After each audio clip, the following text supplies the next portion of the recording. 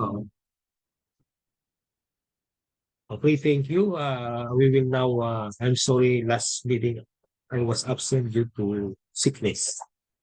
So, are you all ready for our presentation of topics? No? So I would like to share my ano po, my my presentation.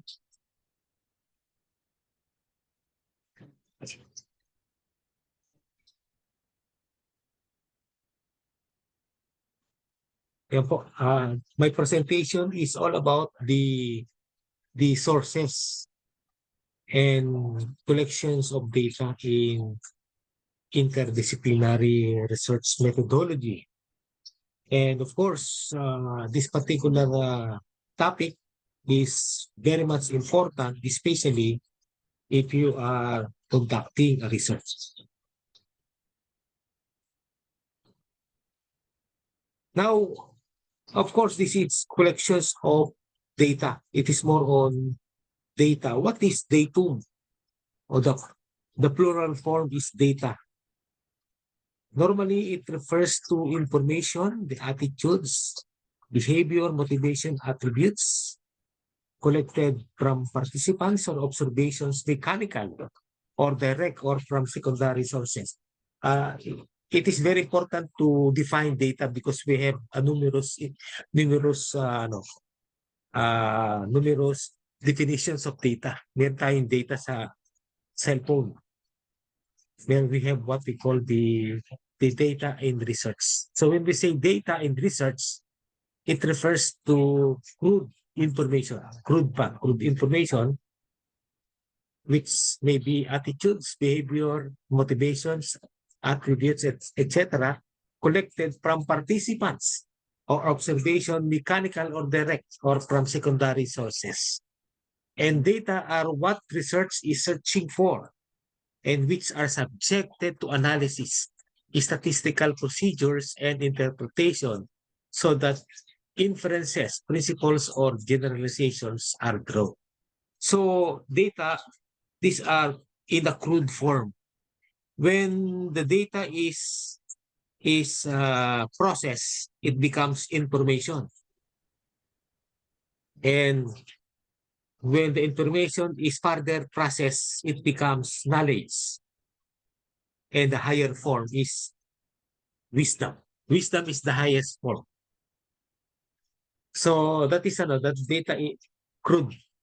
This is a crude crude information that we need for to be subjected to analysis, statistical procedures, and interpretation that inferences, principles, or generalizations are drawn.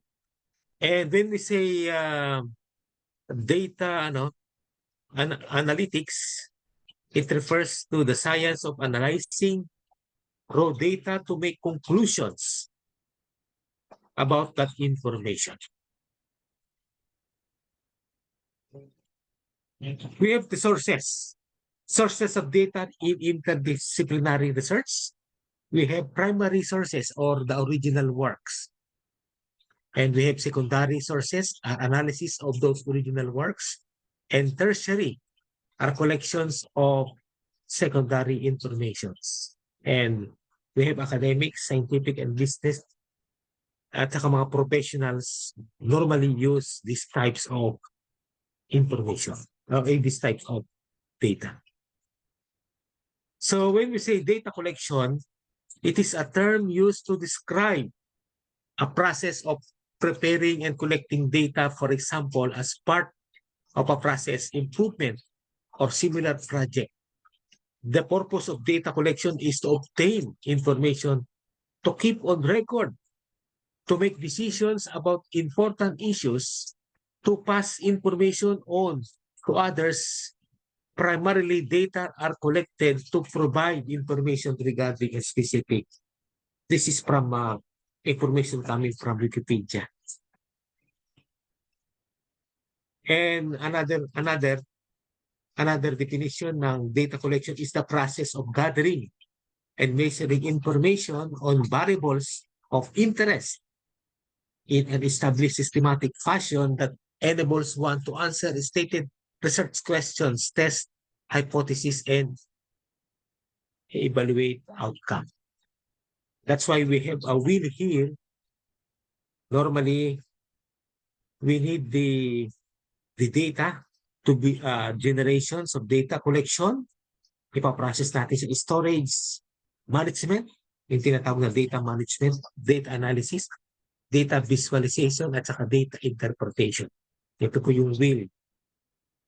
Now we are in the data collection.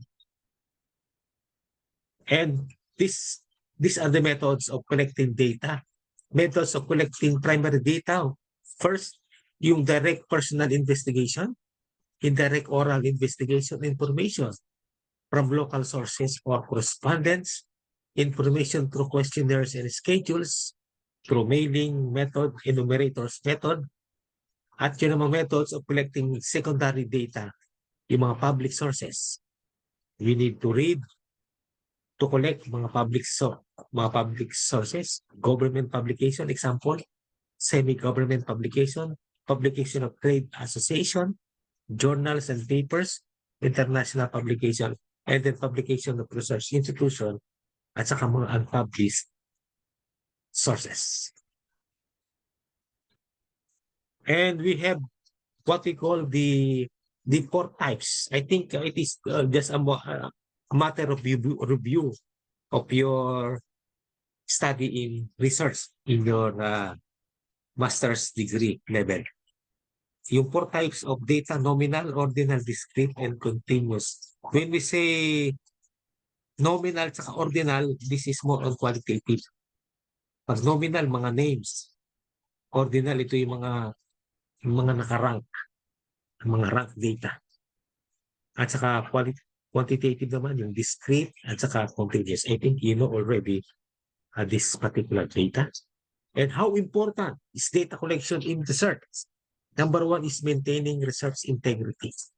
In doing research, we need to collect as many as data that we desire, based on our research methodology, or based on the statement of the problems. And another one is the assurance of positive outcomes, especially reduction of likelihood errors and the decision making. These are the three importance of data collections. And another one is, what are the various types of data collection according to methods of collections? Number one, we have the census, sample survey, at saka administrative data. Under the data collections, we have numerous samples, numerous examples or sources of data that we can find from forms and questionnaires, interview, observation, documents and records, focus groups. We have oral histories, combination research, online tracking, online marketing analytics, social media monitoring. Normally, in our present time, we have social media monitoring. Most of the people at present time are very much aware on social media. And what are the various ways of collecting data? Number one, it may be clerical tools, mechanical devices using tape recorder, photograph, camera, especially the mga news, what we call the media. The media people normally always bring camera so that they can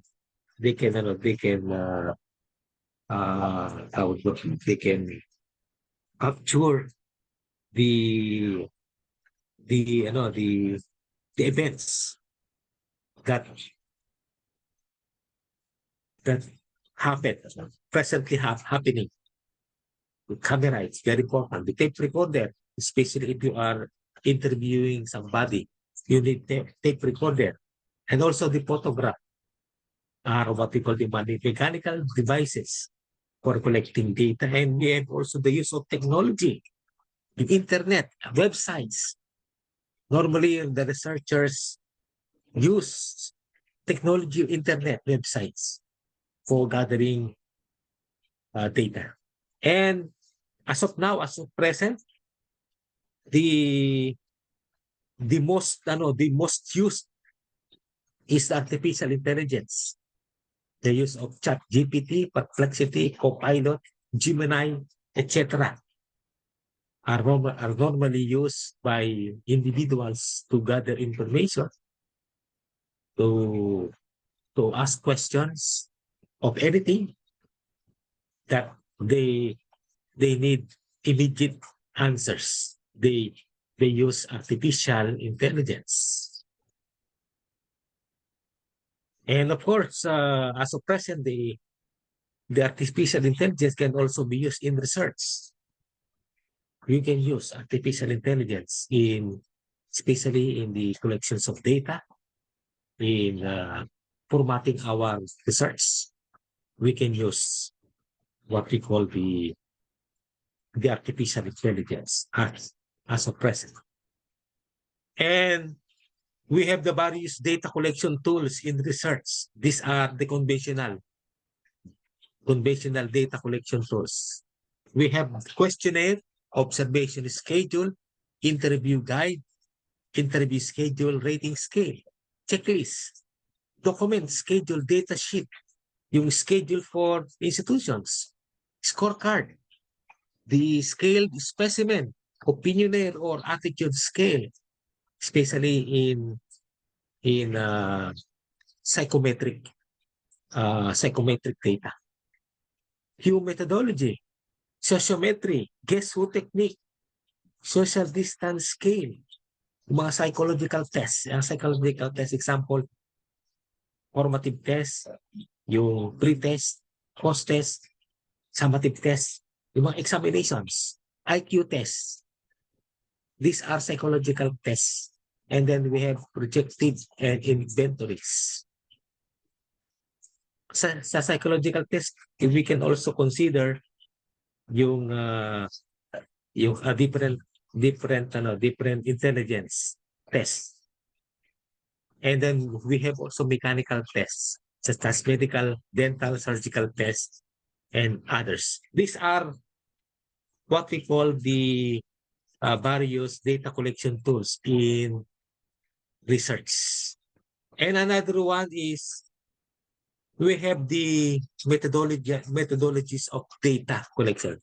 We have quantitative, as we are already aware, we are already knowledgeable on quantitative data, and also sa qualitative. So quantitative rely on random sampling and structured data collection instruments that fit diverse experiences into predetermined response categories. They produce results that are easy to summarize, compare, and generalize. And another one is what we call the qualitative. Qualitative play an important role in impact evaluation by providing information useful to understand the processes behind observed results and assess changes in people's perceptions of their well-being. Furthermore, qualitative methods can be used to improve the quality of survey-based quantitative evaluation by helping generate evaluation hypotheses, strengthening the design of survey questionnaires, and expanding or clarifying quantitative evaluation findings. These methods are characterized by the following attributes. Number one, yung mga attributes, they tend to be open-ended and have less structured protocol. Researchers may change the data collection strategy by adding, refining, or dropping techniques or informants. Normally, this is specifically happening in qualitative research, and they rely more heavily on interactive interviews. Respondents may be interviewed several times to follow up on a particular issue, clarify concepts, or check the reliability of data, and another one is they use triangulation to increase the credibility of their findings. Example, researchers rely on multiple data collection methods to check the authenticity of the results. Normally, when we say triangulation, we will use not only one source of information. We are going to validate the information that we get using another source of information. So we can triangulate. We can increase the credibility of the findings that we obtain. And generally, their findings are not generalizable to any specific population. Rather, each case study produces a single piece of evidence that can be used to seek general patterns among different studies of the same issue. So, in terms of triangulating journalistic sources, we have people, we can interview people, or we can get the information coming from the people and from the documents, and also coming from the data, various types of data. So, triangulistic journalistic sources. Yeah. And when we say triangulation, it is the use of multiple methods, data sources, investigators, or theories to study a single topic, which strengthens the validity and credibility of research findings. Its origin is a navigation and land surveying, where a position is determined by taking measurements from two other distinct points, forming a triangle.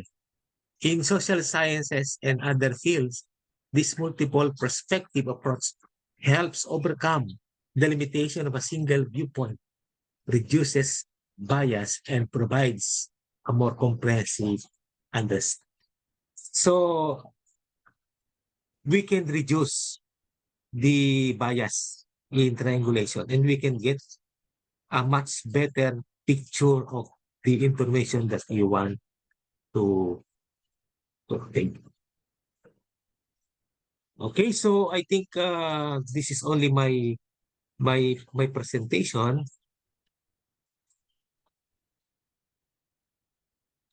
and I hope na if you have any information that you want, if you have any clarification that you want to to clarify, you are free to ask questions among our listeners, to our participants, to our PhD students.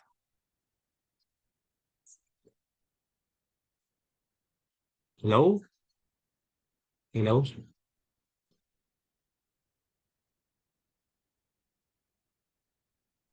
It's clear, Doc. Okay, so do you have any questions in regards to the topic discussed to us?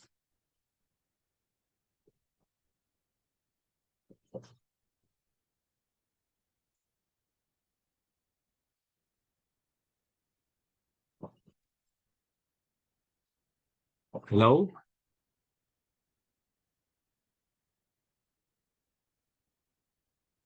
Yes, Doc, we are listening, Doc. Okay, so thank you. I think you have already learned something about the discussions that we have made. And I'm sorry I was absent last meeting due to sickness and the weakness and physical weakness. That's why I was not able to It's okay, Doc. I'm also sick. So, yes. Get well, Doc. yes, yes.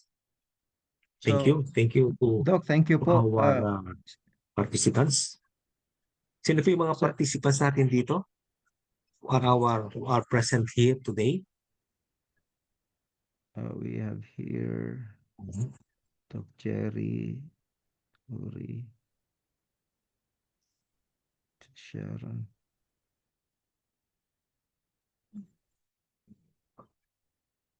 Ayun. Okay. So, I think So Doc, you will si upload the material there in the chat. okay. Thank you Ang po. present here is Dr. Sharon de los Reyes, Dr. Dory Fernando, di ba? Dr. Jerry Faustino, Dr. Mandelin Alquizer, Dr. Rolly, si Dr. Rolly Ubijenso from Thailand. No? And who else? I hope you are interested to hear the discussions, and I believe that we will have more topics to discuss in regards to the interdisciplinary results. It's very important, especially to the missionaries, to ministers, pastors, evangelists, and also lay preachers, mga lay pastors natin. We have the lay pastors and also workers, gospel workers, and health.